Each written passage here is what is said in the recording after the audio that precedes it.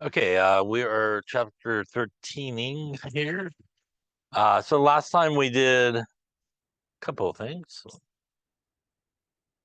We basically worked through ice tables last time, and we saw a couple of ways to sort of solve them. Remember, this is the method we want to use if we kind of have initial concentrations and we want to figure out our equilibrium concentrations. You need to kind of do an ice table here. Remember, if you just have reactants, for example, and nothing about the products given to you, it is safe to assume is zero, but also be safe, as we talked about in those situations, to assume its reaction is heading in this direction. That also is really important for the change part, which is kind of the most important part. It takes into account the stoichiometry and everything. So we do have to take the coefficients when we do it. This would be like minus 2x, minus x. Since products would be increasing, we would go plus 2x. Once again, we do need those coefficients to have the right mole-to-mole relationship.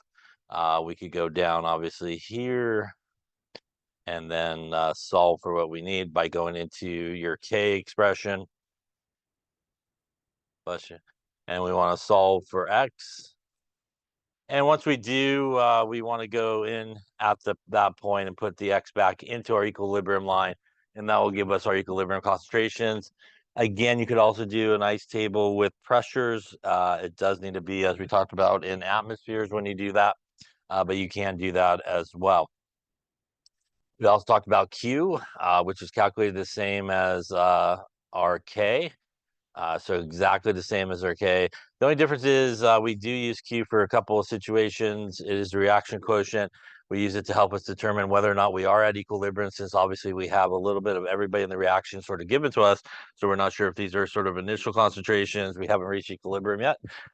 Secondly, it will tell you again, if you are not at equilibrium, which way you need to go to reach equilibrium. And that would obviously affect, as we talked about, the change part of it. We could solve these a couple of ways. We saw sometimes you may have a perfect square, which is really nice. You can just kind of put a big square root on both sides. A lot of times, though, it will be the quadratic, where you'll have to kind of use the quadratic formula there to solve for it. And again, that is x is equal to minus b plus or minus the square root, b squared minus 4ac divided by 2a. And obviously, those come from your equation here, the a, b, and c. A reminder that, again, you will get two values for that, and one of the values will not make sense. And again, the reason it will not make sense is as you go back into your equilibrium line here, you will hit a negative concentration or a negative pressure, which you can't have. So thank you.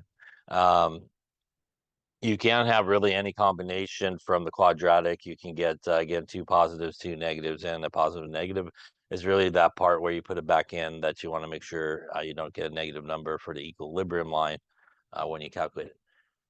Questions on any of that stuff there?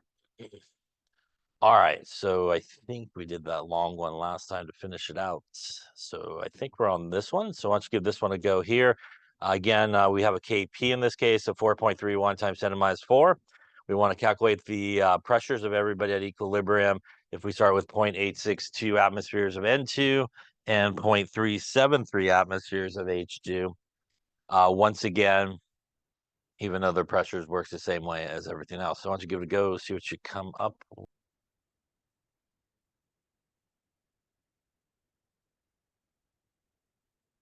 Okay, let's take a look, see how you're doing. So again, we got some pressures here. They are in atmospheres, which is good. As I mentioned before, definitely if you're going to do a calculation like this, if they're not in atmospheres, make sure you put them in atmospheres, do the calculation, even if atmospheres is not the unit that you need at the end. So we're going to do with our expression here, and then obviously our Kp in this case would equal the partial pressure squared of NH3. Divided by the partial pressure of N2 times the partial pressure cubed of H2, and that would equal our 4.31 times 10 to the minus 4. So we can set up our ice table. So I think I'll flip the page here. I got something here. So initially, we have 0.862. We got 0.373, and really nothing given to us there for our product. we can, again, at this point, do our, excuse me, we can do our change part. We could also safely assume that it is going to head in this direction, as obviously we only have reactants present. So that's going to be a minus x, a minus 3x. Again, don't forget about the coefficients here. And plus on this side, 2x. So bringing all that down here gives us 0.862 minus x, 0.373 minus 3x, and 2x. Questions on the table here. All right, going back to our expression that we wrote on the previous page there, we got this guy squared, we got this one here, and this one cubed. Going to equal our 4.31 times 10 to the minus 4. Putting in our values here, that's going to give us 2x squared up on top. We're going to have 0.862 minus x and 0.373 minus 3x in this case. And again, that's going to equal what we got going on there. I was putting on this side too, 4.31 times 10 to the minus 4 in this case. So at this point, we want to solve this, and I also need to do a little cubing there of this guy here as well, because of obviously our coefficient. Now, clearly with that cube and the squaring, I don't want to do that math. I don't know about you, but I don't think I want to either. So what we want to look at in this case is a couple of things. We do want to look at our K value here. So when we look at our K value, is this a large value or a small value? Which one is it? Small value. And because it is a small value, what that means is when I reach equilibrium, will I mainly have reactants or products? I should mainly have reactants, right, when I reach equilibrium. And because of that, the change that's going to occur from reactants to products in this case is going to be relatively small. And in a situation like this, because the K value there is small, you can do an assumption and you can assume, if you like, that x is equal to 0. Now, when we assume that x is equal to 0, we obviously can't get rid of all the x's because you have nothing to solve for. So typically the x's that we would get rid of are any x's that you're going to subtract from a number, or in some cases add to a number. Those would be the x's that we would get rid of. So in terms of this situation here, we would get rid of this x and this x here. The reason, obviously, we do not get rid of that last x, other than just the practical application of you have nothing to solve for if you do. This guy started at 0, which means whatever it made is significant, right? If you have nothing, you get just a little of anything. That's a pretty significant movement in that. So there's not, that is going to be significant, so we don't get rid of that one. So what this will then reduce this down to is we will end up with 2x squared up on top. We'll end up with 0.862 times 0.373, and we still have to cube it, and that's going to equal 4.31 times 10 to the minus 4. Now that looks like a much easier move than what we had going on previously. So I'm going to clean up the bottom there on the left, and that's going to get me 0.373 cubed times 0.862, so that'll give me something on the bottom there of 0.044733. I'm going to multiply that then to this side, and 4.31 times 10 to the minus 4 will give me basically 4x squared if I factor that out. Remember, don't forget the number needs it as well. Will equal 0.00001928. I'm going to divide by 4 first, and then I'm going to square root it, right? So we're going to divide by 4, and then take a little square root action. Whoops. If I hit the right button, we'll do that. Try that again. That's not it. Where'd it go? There it is. Square root. And that's going to give me an x value here of 2.20 times 10 to the, I'll go minus 3 in this case. First off, any questions on that there? Yeah. Why is it again? Yeah.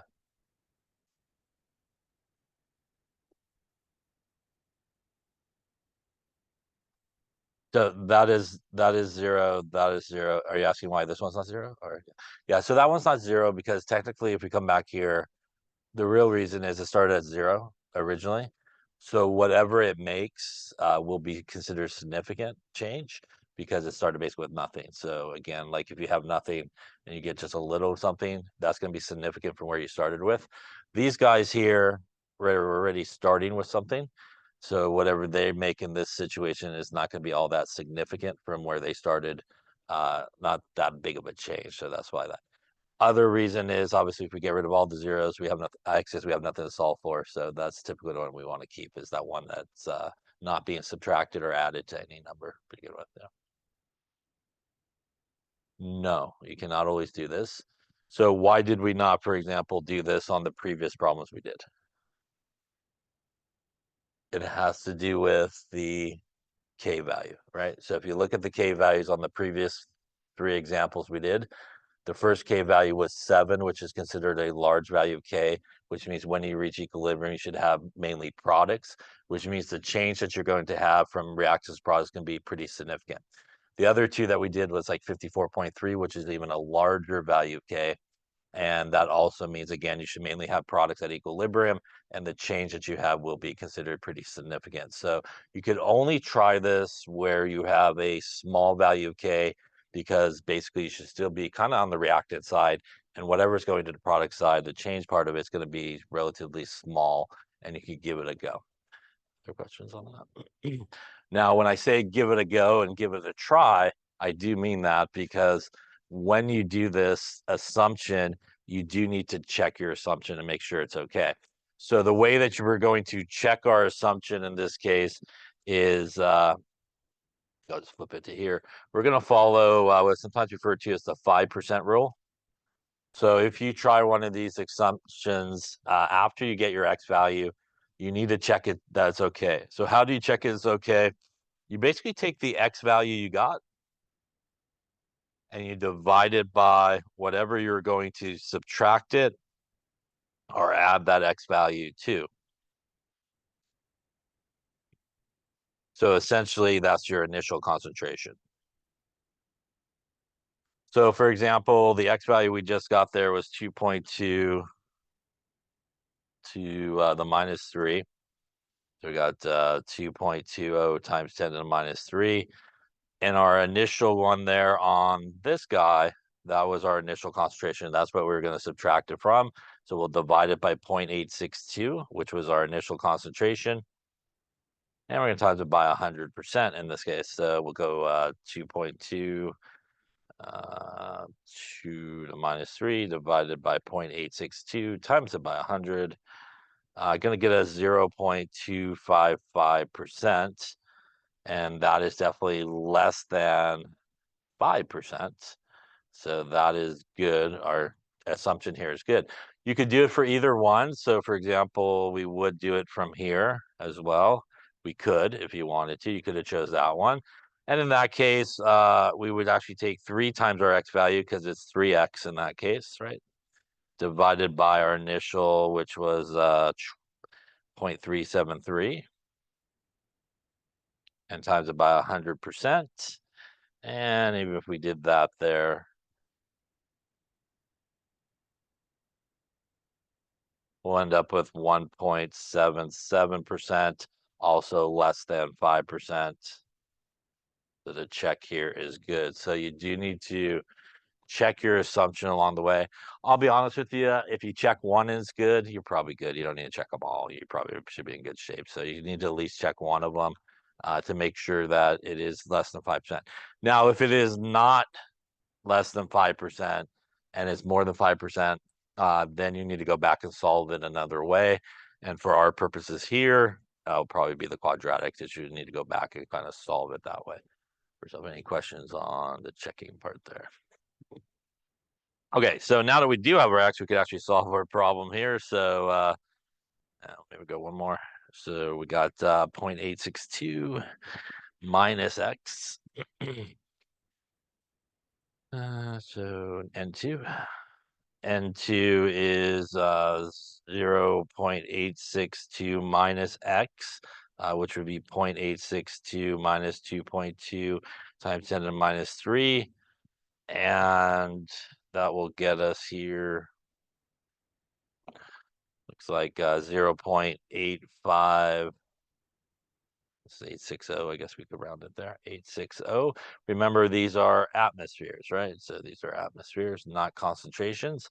Our other guy there, which was H2. Yep. H2 would be 0.373 minus 3x gives us 0.373 minus 3 times our 2.2 times 10 to the minus 3. And 0.373 minus 3 times 2.2 to the minus 3 gives us 0.366 atmospheres. And lastly, our NH3 is just 2x, which would be 2 times our 2.20 times 10 to the minus 3 atmospheres. Going to get us 2 times 2.2 to the minus 3. 0.0044 atmospheres in this case. And that would get us our partial pressures here along the way.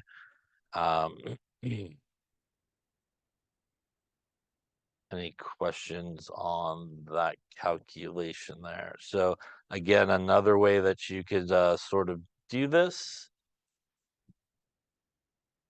as well. Any questions on that there? Yeah.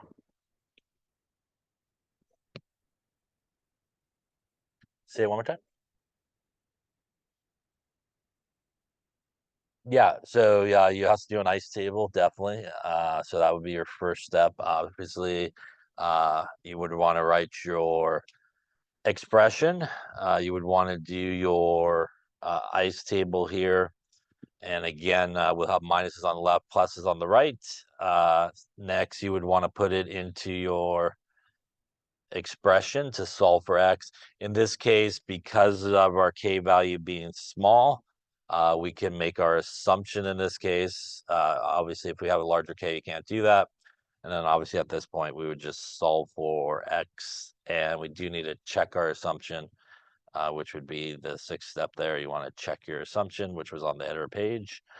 And if it's all good, then you can solve for it and put it in. So that's basically the process that you want to kind of follow there.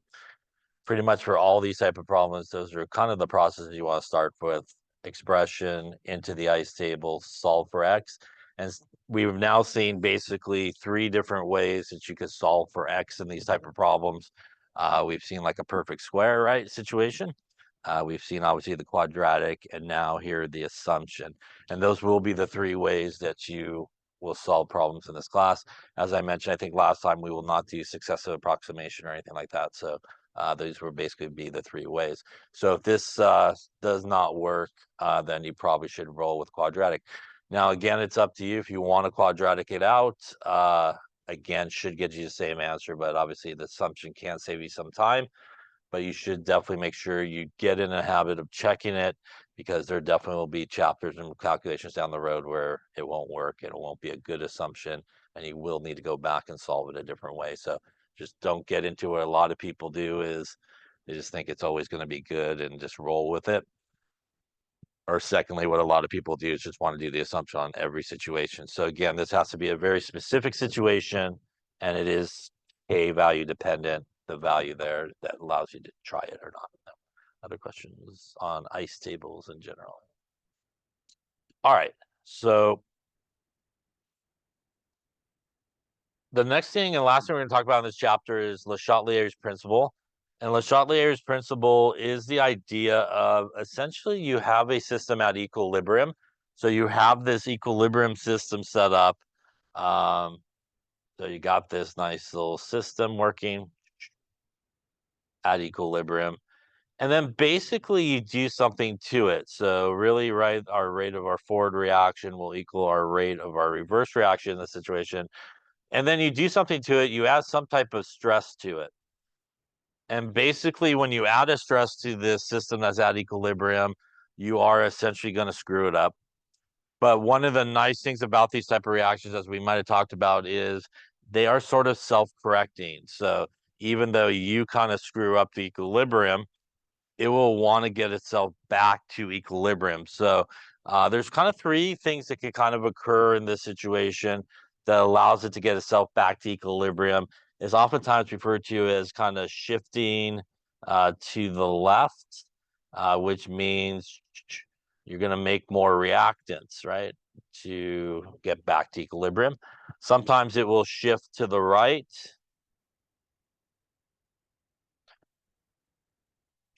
which means it will need to make more products to get back to equilibrium.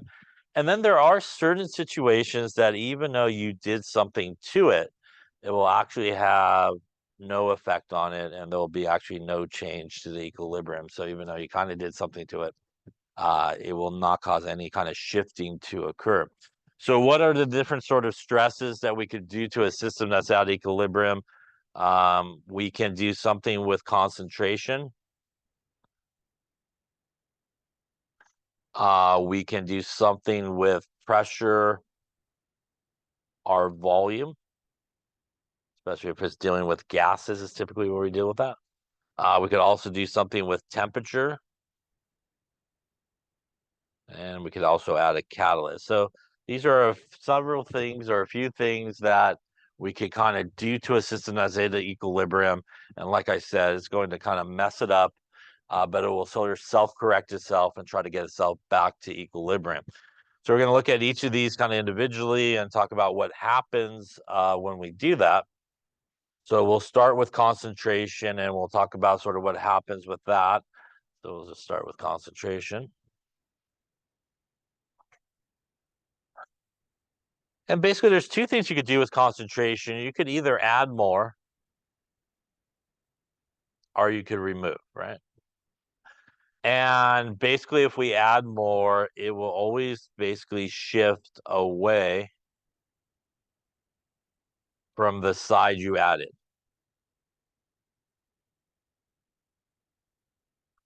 So AA is a good way to remember that, add away.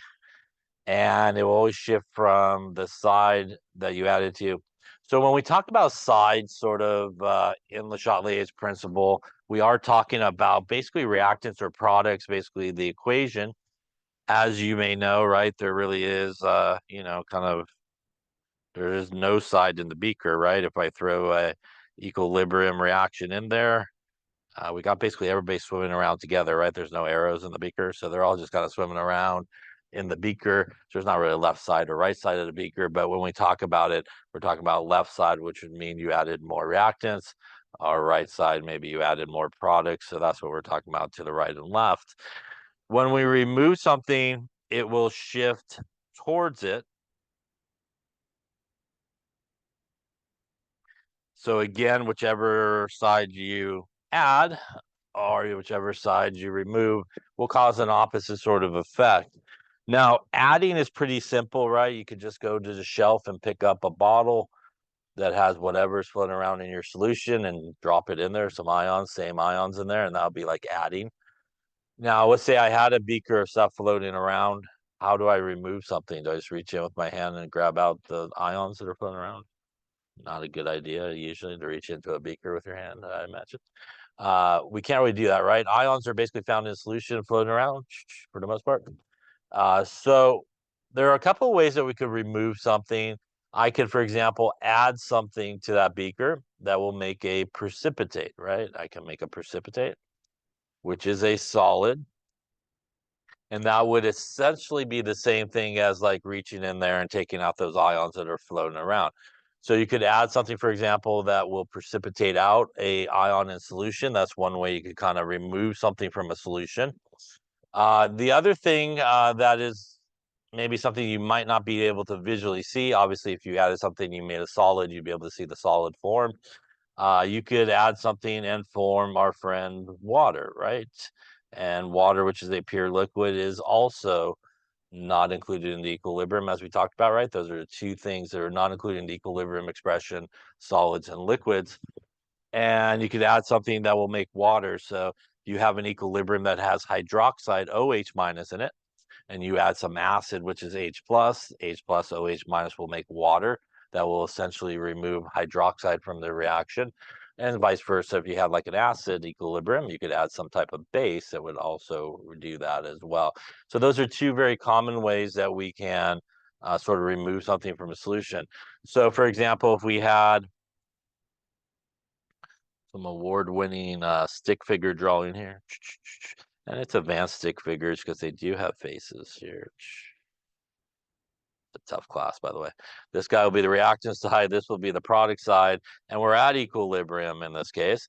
And let's just say, for example, somebody decides, hey, let's just hop on over here.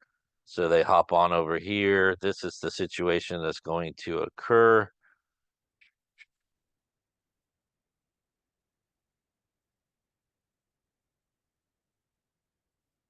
And now we obviously have messed up the equilibrium, right?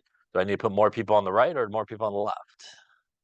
I need to put more people on the left, right? So we added over here to the right, but I need to actually shift there to the left to get me back to sort of an equilibrium. And now we will return to an equilibrium state at this point.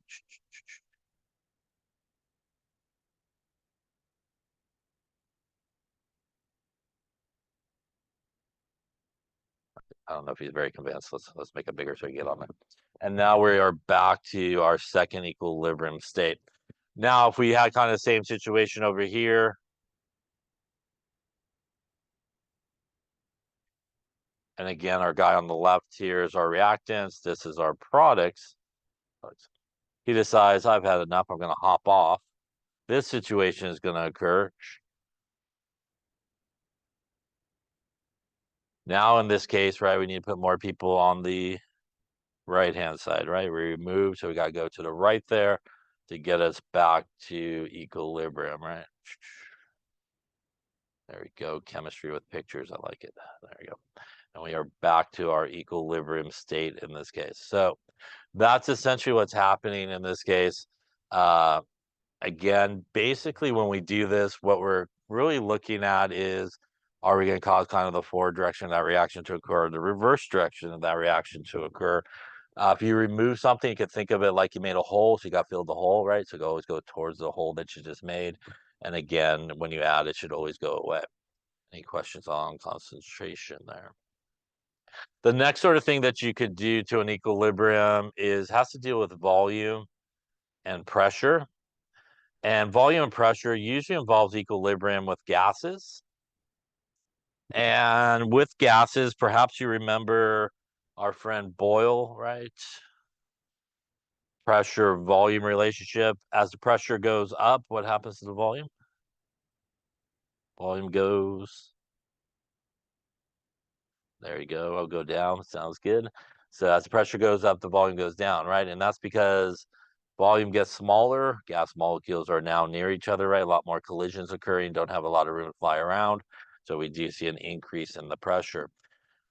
So what happens in this situation is when we increase the pressure, the volume will decrease. And the change that we sort of see in this case is the pressure starts to rise. And that's a result of the volume getting smaller. So the only way to kind of bring the pressure back down in a smaller volume, would I need more or less gas molecules in that smaller volume to bring the pressure back down? I would need less, right? And less gas molecules are going to kind of bring the pressure back down, offset the change that occurred when it went up. So in this situation, I would need less gas molecules. And that really is dependent on the reaction you're looking at. You have to look at it and see, on the left-hand side, how many gas molecules you have, everybody with the G, right? On the right-hand side, how many you have there. Just add up the coefficients for each of those, and you can decide which way that is. Opposite sort of true here. If we go lower pressure, our volume should go up. So now in a larger volume, what's going to happen is we have a lot more room for everybody to fly around, and that's why the collisions start to drop in terms of numbers, and we start to see the pressure start to decrease. So basically, in this case, we actually want to kind of bring the pressure back up, right, from the change of it dropping. So again, in the larger volume, I would actually need more gas molecules to fill that. More gas molecules will cause more collisions and bring that pressure back up. I personally, for this one, think of it in terms of volume. So if I have a small volume, less gas molecules, have a larger volume, more gas molecules. So that's a good one to relate it, since pressure and volume are usually always sort of related to each other in this situation. Any questions on that there? So let's take a look. Maybe we've got like 2A plus 3B goes to 2C plus D in this case.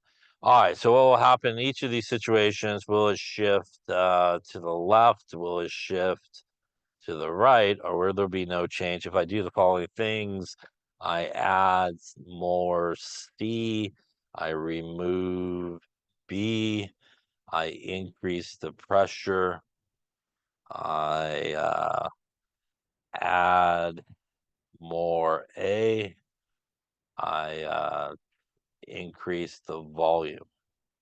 All right, so for each of those, take a moment and decide what's going to happen to this equilibrium if I do these things. Okay, let's take a look. We're going to add more C. So C's over here on the product side. So again, when we add, it will shift away. So we should expect it to shift to the left in this case. What's really happening in this case is we added more C, so we now have more products than reactants, which means the reverse reaction is going to basically take place and going to shift it towards the left in this case. We remove B, so over here is where B is at, and in this case, we're going to remove it. When we remove something, it does go towards the side we removed it from, so it will go to the left in this case. The real reasoning behind this is, besides the hole that you made that you need to fill, is you now have removed reactants, which means in this situation you now have more products than reactants, and that also is going to cause the reverse reaction to basically occur in this case. Yeah. If we increase the pressure, we know that our volume should decrease, and with a smaller volume, we're looking for actually less gas molecules, and then we just need to add up what we got going on here. We got there's 2 gas molecules here, 3 here. That's 5 gas molecules. On this side, they're both gases. There's 2 and 1 is 3 gas molecules.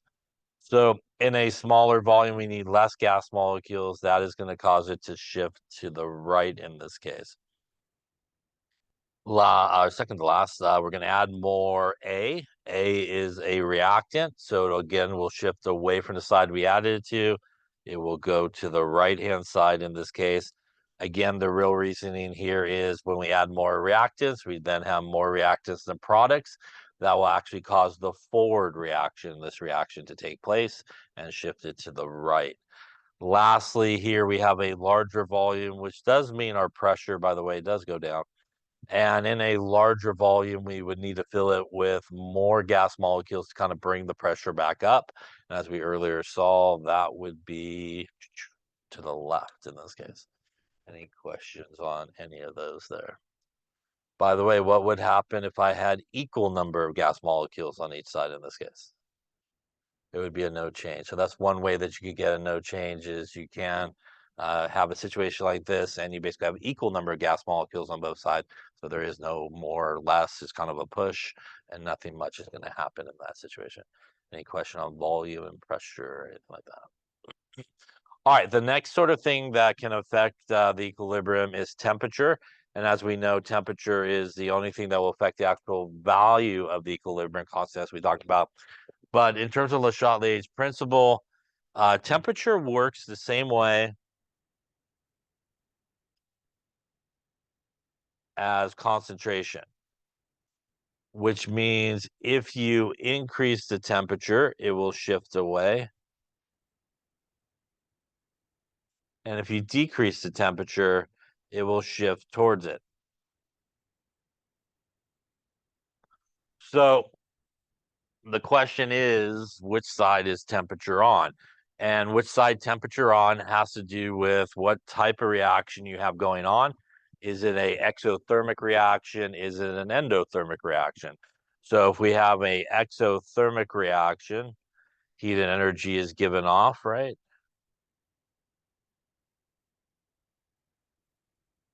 So when we have an exothermic reaction, even though not correct in all aspects, we do think of energy and heat and temperature as being a product.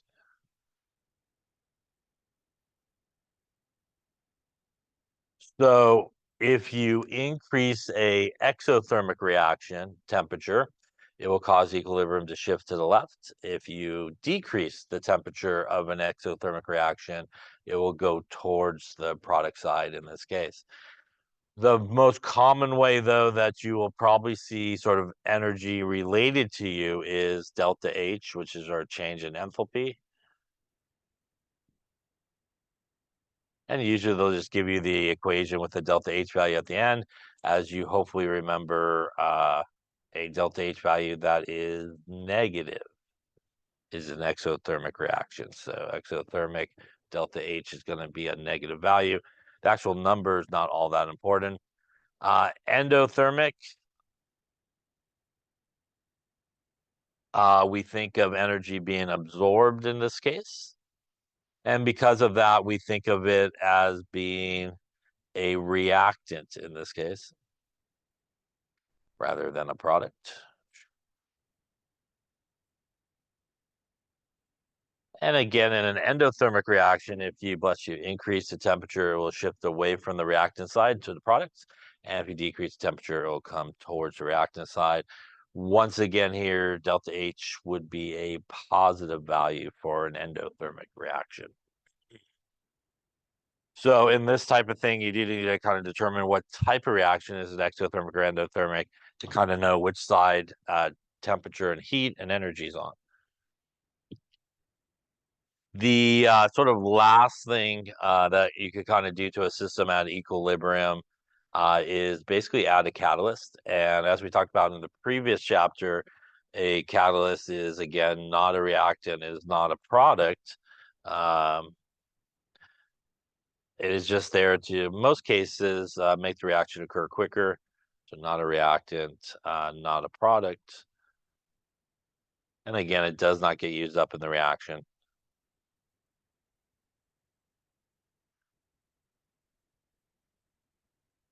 Adding a catalyst is another way that you could actually get a no change.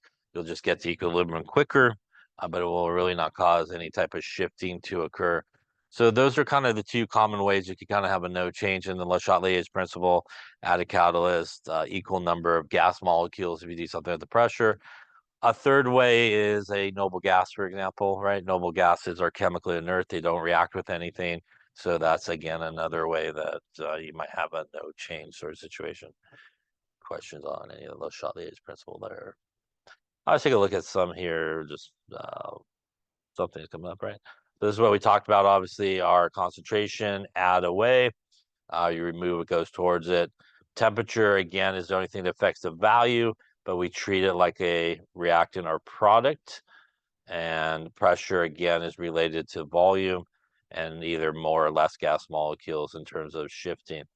So let's take a look at this one here, and just for fun, let's just say it is, let's just say it has a delta H value of, we'll go negative 375 kilojoules. That is definitely nowhere near it.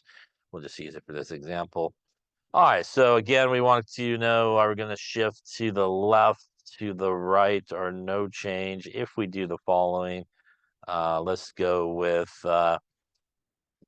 increase the pressure. We add H2, remove NH3.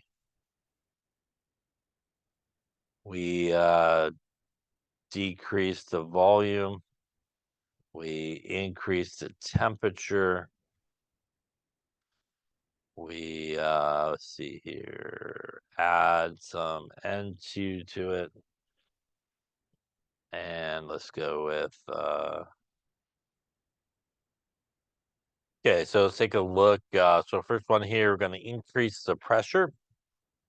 So when we increase the pressure, it does drop the volume, and that means that we need less gas molecules in it.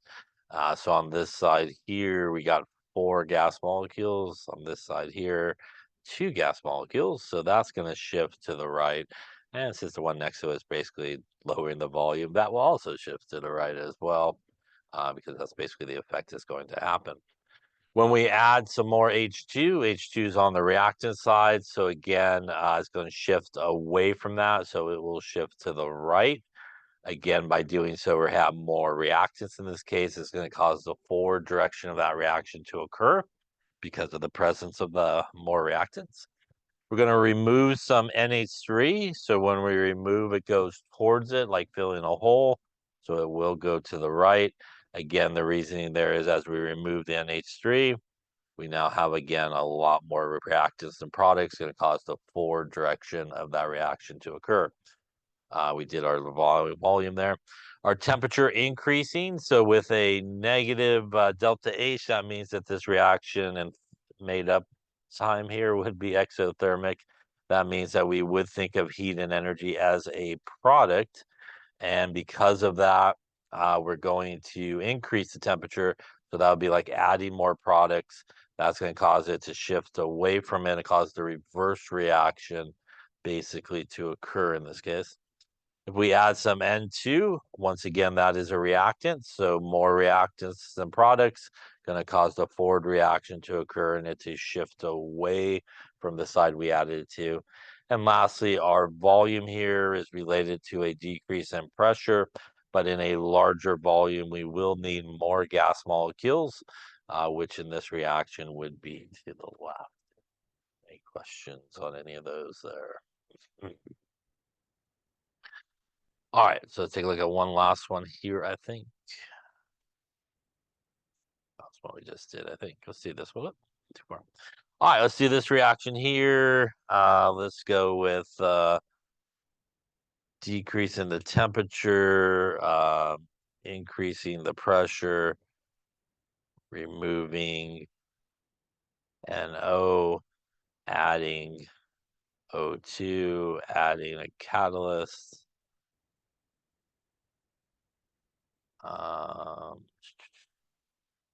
Removing N2, and let's go with decreasing the pressure. Look, so in this case, we're going to decrease the temperature. They tell us an endothermic. That means our delta H is positive, and that would also mean that we would think of heat and energy as a reactant on the side. So if we decrease the temperature, that's going to cause it to go towards the side we decreased it from, and it should come towards our reactant side in this case. Again, kind of like putting a hole that you need to fill on that side. Increasing the pressure in this case means that our volume is decreasing, so we want the smaller number of gas molecules. On this side, there are 2 gas molecules. On this side, there are 2 gas molecules. So that is a push there and a no change in the situation, right? Again, there is no side that has more gas molecules. Removing NO. So NO is a product. So if we remove it, we really have more reactants and products going to force the forward direction of that reaction to occur and basically go towards the side we removed it from. Question on those there. Adding O2, again, adding O2 will cause us to have more reactants. More reactants really will cause it to shift away because the forward direction of that reaction should be favored. Adding a catalyst is also going to cause a no change situation. Removing N2, which is over here. So if we remove N2, we are creating kind of a hole over there. We also will then really have more products than reactants. And because we have more products, it will cause the reverse reaction to occur, and it will go towards the side we removed it from, the N2. And lastly, decreasing the pressure means that the volume is increasing. We're looking for a larger number of gas molecules, but again, in this case, we are tied, as we saw earlier. Questions on any of those there? Questions on Le Chatelier's principle? All right, that wraps up chapter 13 and the material for our first exam, right?